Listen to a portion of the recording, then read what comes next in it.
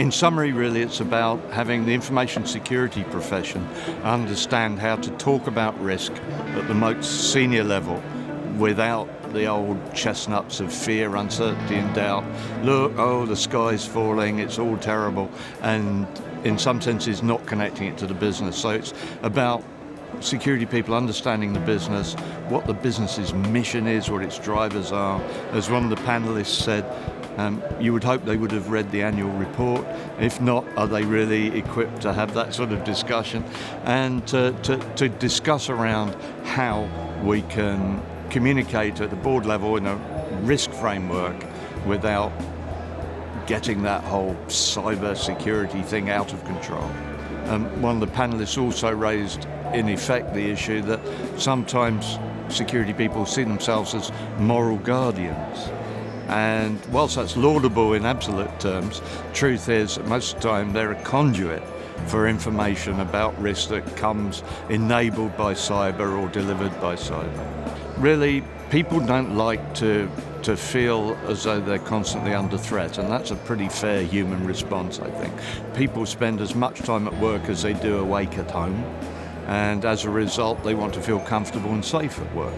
And we wouldn't want to discourage that, but at the same time, most employees at any level really in a business, if they don't work in risk or security, tend to be ignorant of the criminal mindset and not suspicious in the right circumstances, which means that the majority of really successful attacks and property theft, intellectual property theft, credit card theft, even destruction of data has been facilitated at some point by social engineering, whether it's a telephone call or whether it's an email with an attachment or just someone wandering around the building not being challenged.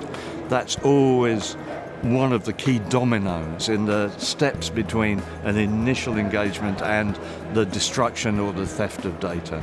There are always multiple steps in an attack or in any security incident, but the human element, the social engineering component, seems to always be present and has been for a number of years.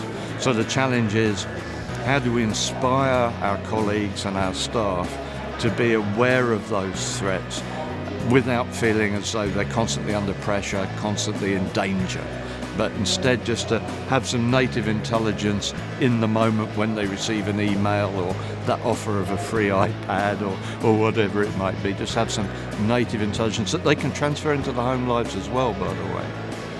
But it's that remains a big challenge. 20 years ago, I'd been running First Space Technologies, my day job, for 6 years. And we were working with the British Standard Institute's BS 7799 that became ISO 27001, and we were doing training for businesses around the country on risk.